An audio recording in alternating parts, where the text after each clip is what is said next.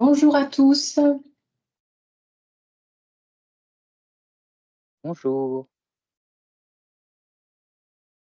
Du coup, vous n'avez pas la possibilité de nous répondre, mais vos micros sont fermés. En tout cas, je vous souhaite la bienvenue à toutes et à tous. Bienvenue à ce premier webinaire de la série Parlons numérique en santé spécial médico-social. Aujourd'hui, nous verrons les bases de la e-santé dans le secteur médico-social. Alors, l'idée de ce webinaire vient du fait qu'à La Réunion, il y a 91 structures médico-sociales qui sont inscrites dans un projet ESMS numérique et que 134 structures ont signé un bon de commande SONS. Il nous paraissait de ce fait intéressant de proposer une sensibilisation sur le numérique en santé et les services socles du Ségur et pouvoir partager les expériences des structures qui utilisent dorénavant ces nouveaux services. Je me présente, je suis Pauline, chef de projet ESMS numérique au sein du GCS Thésis de La Réunion. Ça fait 7 ans que j'accompagne les professionnels de santé dans la prise en main du numérique.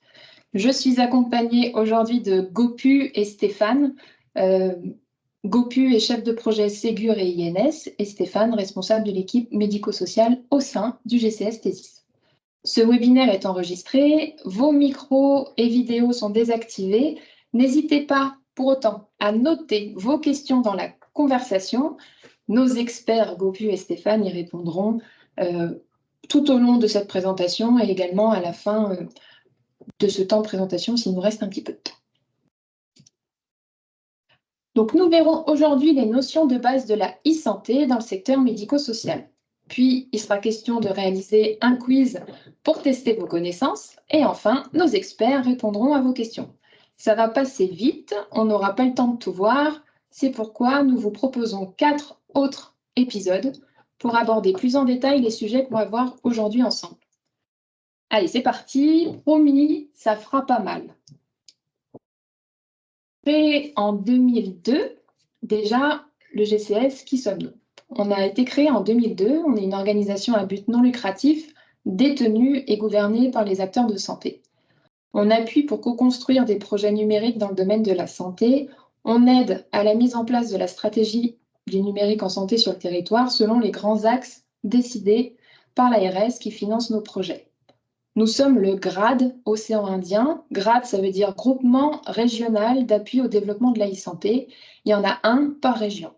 Et nos principaux interlocuteurs, ce sont l'Agence du numérique en santé, c'est l'agence du ministère de la Santé dédiée au numérique, les ARS de La Réunion et Mayotte, l'assurance maladie, les ordres et les URPS. Maintenant qu'on a fait connaissance, on va parler de ce qui se passe au niveau national. Donc, parler de e-santé, ça revient à introduire ce que sont les données sensibles. D'après la CNIL, les données sensibles, ce sont les informations qui révèlent la prétendue origine raciale ou ethnique, les opinions politiques, les convictions religieuses ou philosophiques, les données concernant la santé, la vie ou l'orientation sexuelle d'une personne.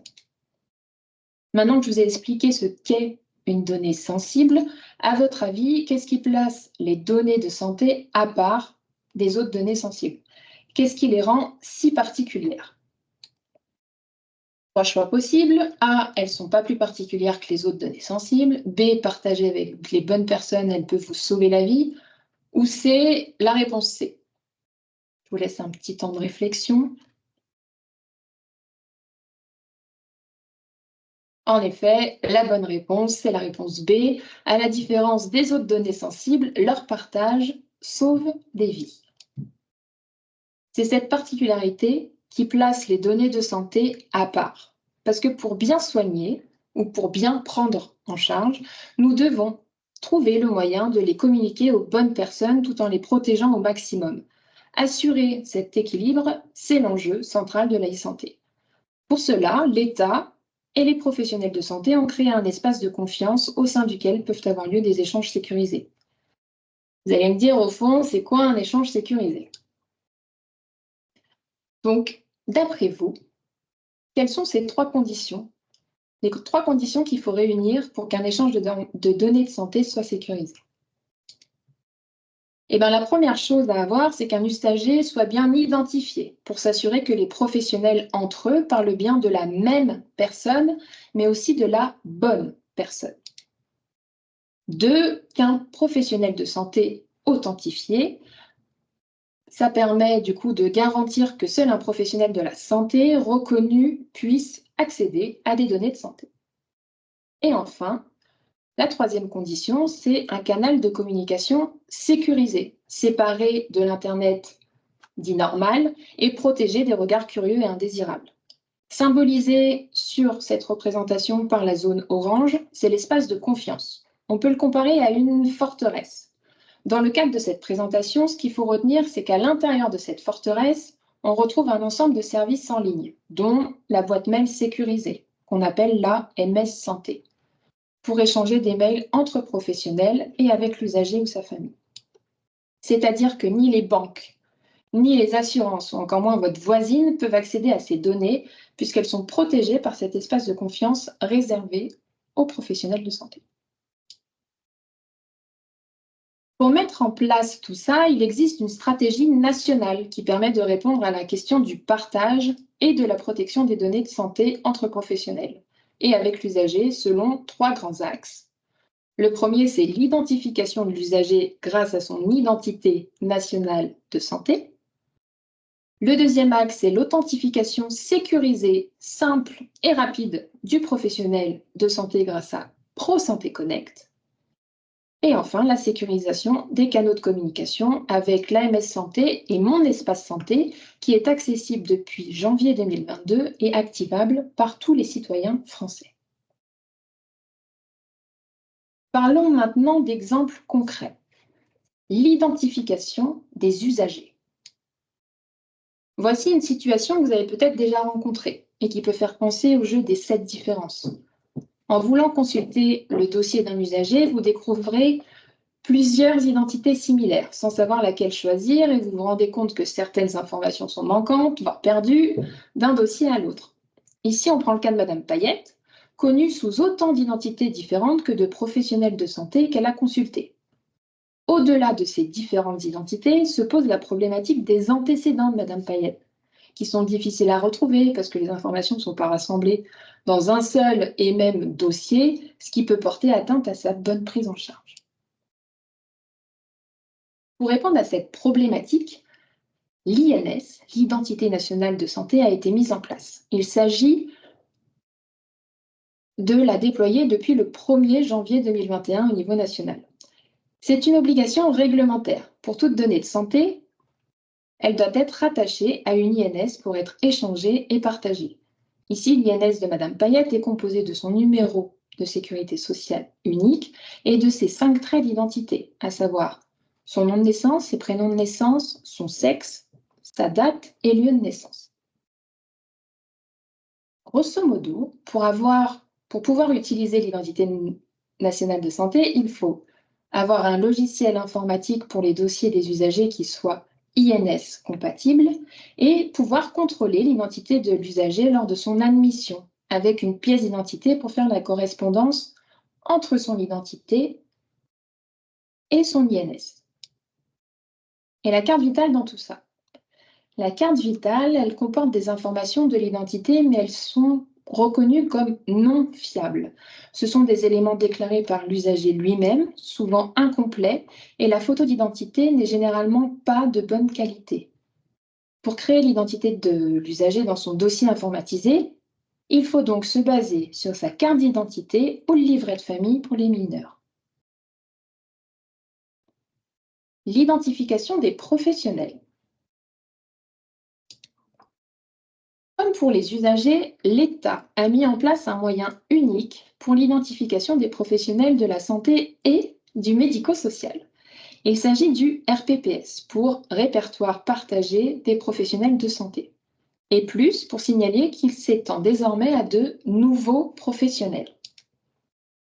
Ce nouveau répertoire rassemble toutes les professions à ordre qui étaient jusqu'ici les seules à être enregistrées au RPPS, à savoir les médecins, pharmaciens, sages-femmes, infirmiers, etc. Et il intègre aussi les professions qui étaient jusqu'ici inscrites au répertoire ADELI, comme les psychologues, orthophonistes, psychomotriciens et ergothérapeutes, etc. La bascule des professions ADELI est d'ailleurs en cours par le national et se clôturera en fin d'année 2024. Mais surtout, le RPPS intègre désormais des professions dites à rôle, qui n'étaient jusqu'ici pas clairement répertoriées. C'est le cas des éducateurs spécialisés, des coordinateurs de parcours, des aides médico-psychologiques, des aides-soignants et de nombreuses autres professions qui interviennent dans les structures médico-sociales. Cet enregistrement sera, lui, réalisé par les structures médico-sociales elles-mêmes. Vous pouvez donc, en tant que professionnel, vous rapprocher de votre employeur pour connaître la marche à suivre.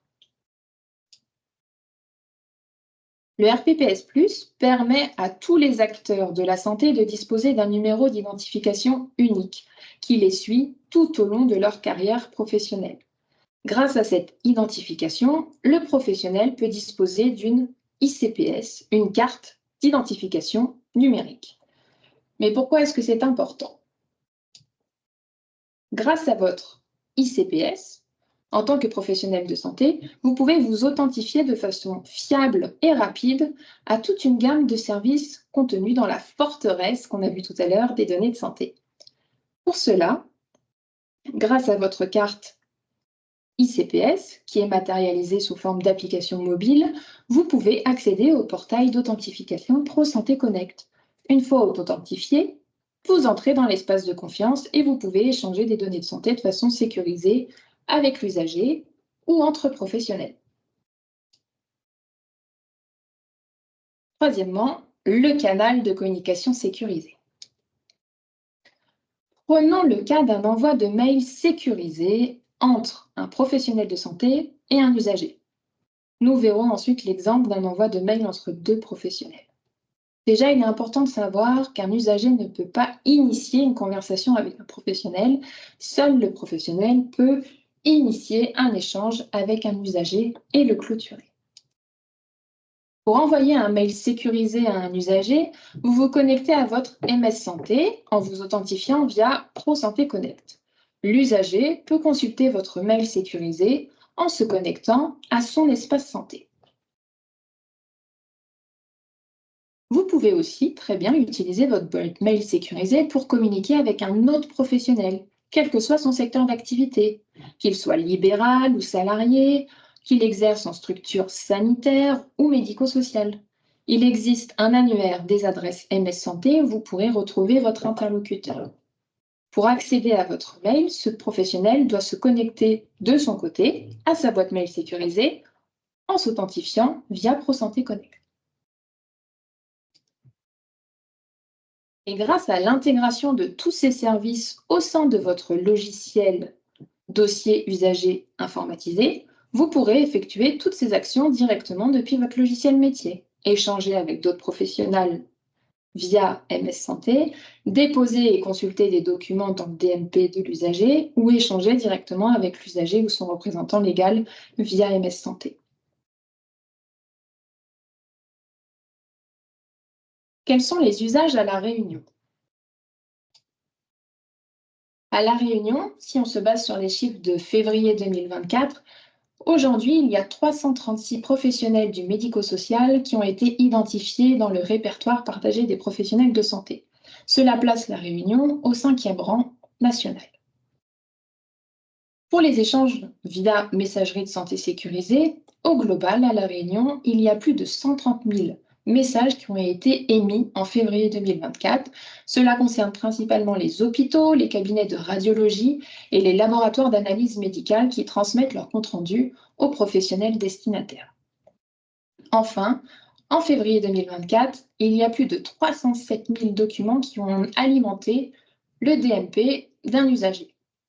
Aujourd'hui, c'est 32 des 37 établissements sanitaires de l'île qui envoient leurs documents au DMP, mais aussi 4 groupes de laboratoires d'analyse médicale, 4 cabinets d'imagerie médicale, 1 médecin libéral sur 2 et 20 associations médico-sociales. Après cette présentation, ce que je vous propose, c'est d'attraper votre GSM, d'ouvrir du coup votre GSM et d'aller scanner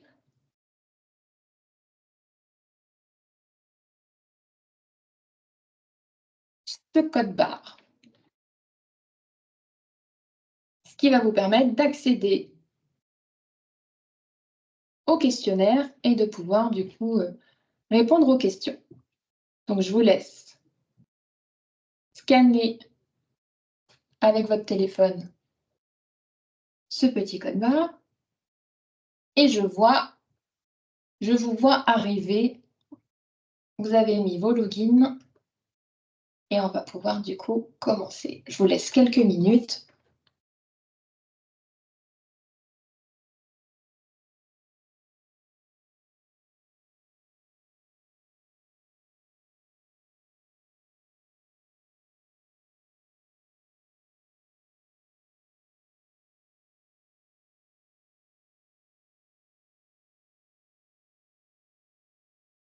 « 13 personnes, je vois qu'on est 22 participants dans la réunion, donc je vais attendre que tout le monde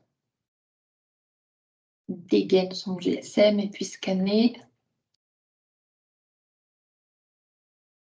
Parce qu'une fois que c'est lancé, vous ne pourrez plus accéder du coup au code barre.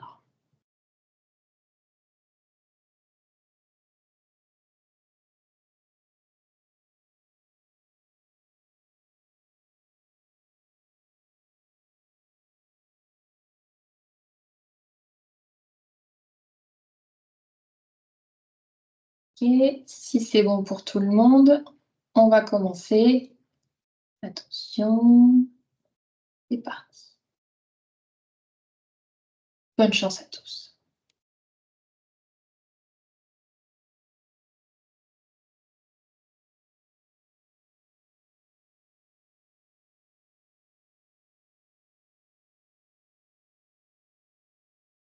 Alors, la doctrine du numérique en santé.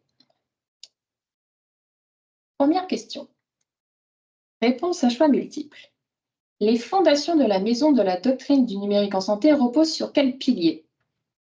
L'éthique, l'interopérabilité, la sécurité, la transversalité.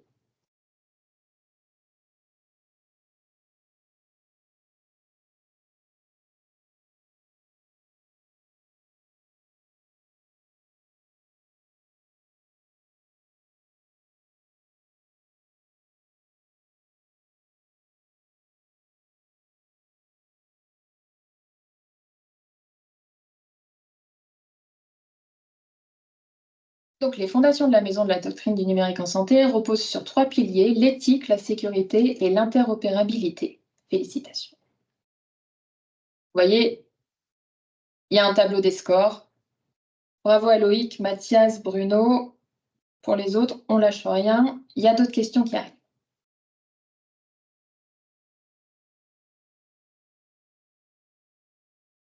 Réponse à choix multiple. Choisir 2 services socles parmi ces éléments. Mon espace santé, Genius, le dossier médical partagé et la messagerie sécurisée de santé. Parmi ces 4 propositions, quels sont les 2 services socles?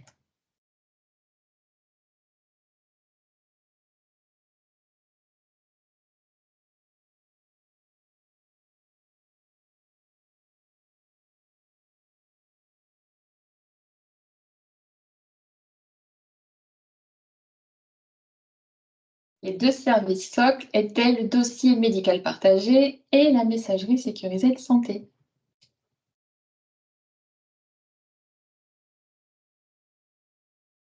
Et vous voyez ici les services socles, on parle de la MSS, du DMP, l'agenda, les prescriptions et les outils de coordination. Question suivante. Quels acteurs terrains de la e-santé ont participé à la construction de la doctrine du numérique en santé? Les professionnels de santé, les établissements de santé, les industriels, à savoir les éditeurs de logiciels, ou la grande distribution. Il y a plusieurs réponses possibles.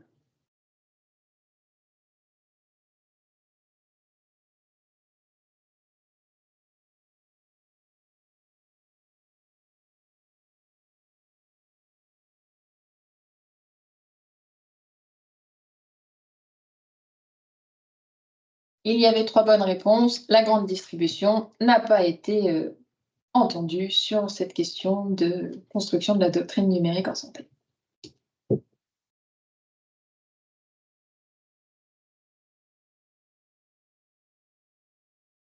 Quel nom porte l'espace numérique de santé pour les citoyens?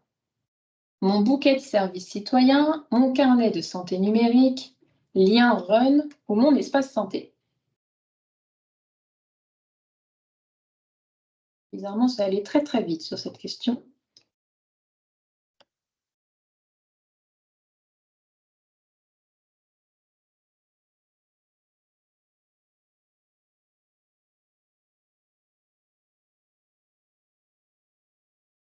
En effet, que des bonnes réponses. Il s'agit bien de mon espace santé. Un petit point sur le tableau des scores. Loïc, toujours en tête. Ah, ça change encore, ça remonte dans le classement. Allez, encore quelques questions. À savoir que mon espace santé a aujourd'hui 2 ans. Grâce à l'INS, l'usager a accès au compte-rendu de ses professionnels de santé via le service Mon Espace Santé. Vrai ou faux? Grâce à l'INS, l'usager a accès au compte-rendu des professionnels de santé via le service Mon Espace Santé. Vrai ou faux? C'est vrai. Grâce à l'INS, l'usager peut recevoir et consulter du coup les comptes rendus que les professionnels de santé alimentent sur son espace santé.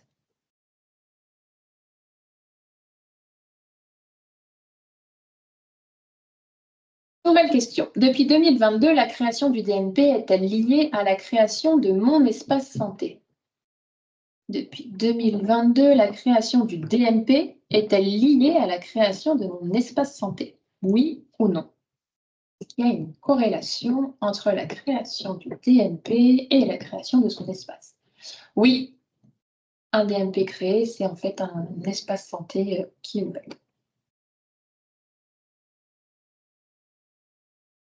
Ça remonte, ça remonte. Vous voyez que dans mon espace santé, vous avez différents services, le dossier médical partagé, la messagerie sécurisée, le catalogue d'applications et l'agenda qui va arriver. Mais en tout cas, quand mon espace santé est créé, ça permet d'accéder à l'ensemble de ces services. Je crois qu'il s'agit de la dernière question. L'identification des professionnels de santé garantie un contrat de confiance, la sécurisation de l'accès des données de santé, la confiance des professionnels, la confiance des patients. C'est une question à choix multiple.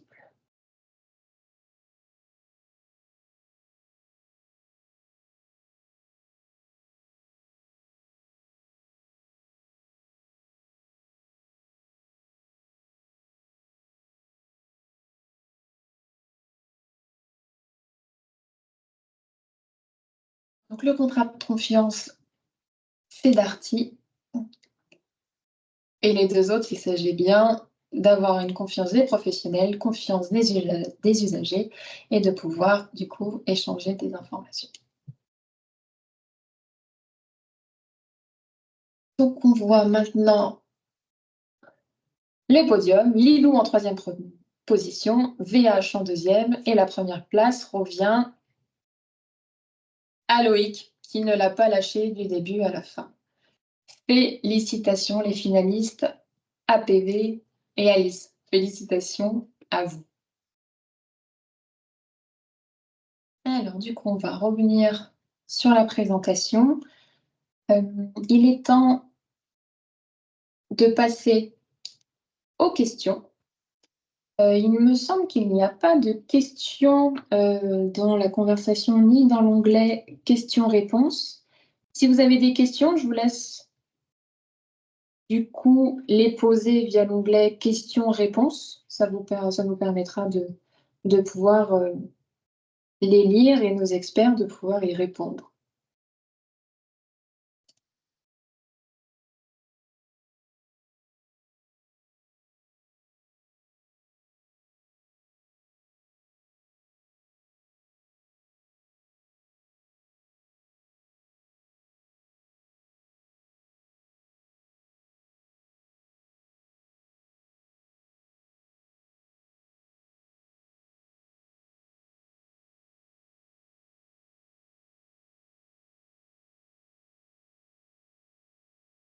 Est-ce que vous avez besoin qu'on revienne sur certains éléments? Est-ce que c'était clair pour vous?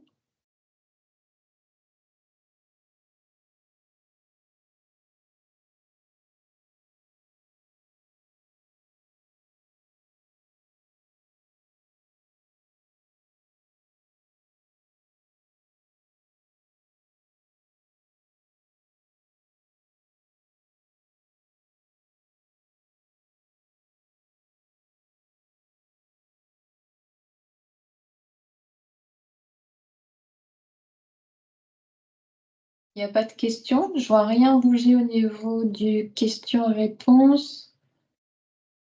Si c'est bon pour vous, est-ce que je peux vous laisser réagir à travers l'onglet réagir, à mettre un petit pouce pour me dire c'est bon, c'était clair, ou alors à passer par la conversation? Ok, je vois des pouces qui arrivent. Ok,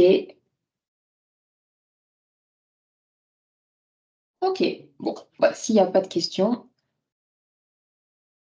très bien. Et ben, on va pouvoir avancer. C'est clair. Ok. Merci, Elodie. Je vois que c'est bon, vous avez toutes les fonctionnalités. Du coup, vous serez parés pour les prochains épisodes. Alors, les prochains rendez-vous, justement, la semaine prochaine, il s'agira d'embarquer sur l'identité nationale de santé avec GoPu. L'identité nationale de santé, comment la mettre en place dans sa structure? Nous aurons la chance d'avoir Biotop ainsi que le CESAP Réunion pour intervenir et partager leur expérience sur la mise en place de l'identité nationale de santé dans leur structure. Le 19 avril, on parlera du RPPS, s'identifier au portail RPPS, qui est concerné, pourquoi et concrètement comment faire. Le 26 avril, on parlera de la mise en place d'un espace sécurisé. Comment partager et échanger des informations sensibles via la messagerie sécurisée de santé et le dossier médical partagé. Et enfin, le 3 mai, on parlera de mon espace santé.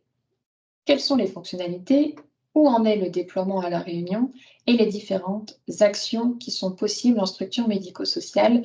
Il s'agira de faire intervenir Constance Bravet, qui est du coup la coordinatrice régionale des ambassadeurs Mon Espace Santé, ainsi que une structure qui vient ambassadrice, Mon Espace Santé, qui viendra apporter son expérience. Ça sera aussi le cas sur le RPPS et la mise en place d'un espace sécurisé le 26 avril. À chaque fois, il y aura une structure médico-sociale qui interviendra. Aujourd'hui, c'était que nous pour planter un peu les bases. Est-ce que vous avez des questions? Parce que j'avais pris un temps de questions-réponses pour vous et pour vous donner aussi des éléments pour aller plus loin. Vous avez les webinaires également de l'Agence du numérique en santé qui sont disponibles en replay. Vous aurez la présentation et le lien vers ces différents webinaires. Et vous avez également une plateforme e-santé pour vous former en ligne où vous accédez à différents parcours. Donc, c'est gratuit, vous pouvez créer votre compte et accéder à l'ensemble de ces parcours et pouvoir tester vos connaissances. Voilà sur les différents éléments qu'on souhaitait partager avec vous. Est-ce qu'il y a des questions, des remarques, peut-être dans le chat, si vous avez des sujets que vous souhaiteriez voir proposés, qu'on puisse en parler? N'hésitez surtout pas à nous en faire part dans le chat pour qu'on puisse du coup adapter les prochaines sessions et pourquoi pas en créer de nouvelles si vous avez des besoins.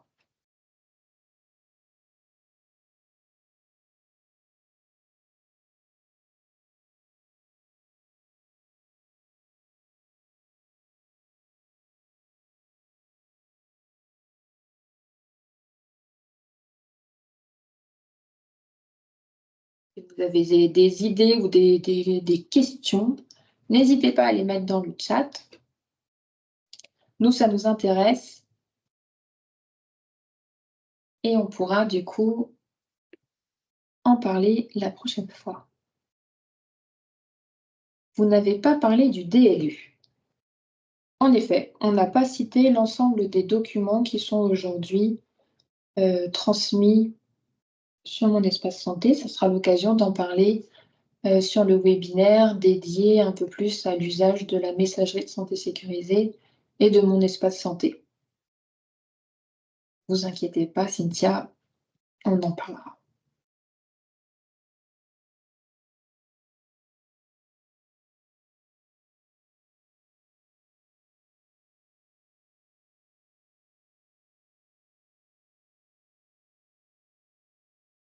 Je prends note des éléments, Élodie. Je tâcherai de modifier l'adresse.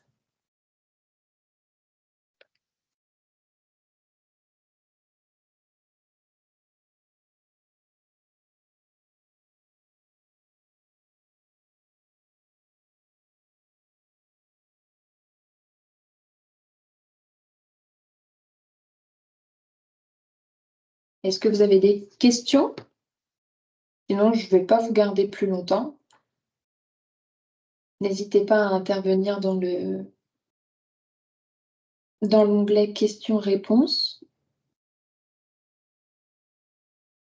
Et sinon, je vous donne rendez-vous la semaine prochaine sur l'identité nationale. Est-ce que, Gopu, tu peux nous faire un teasing de la semaine prochaine, peut-être?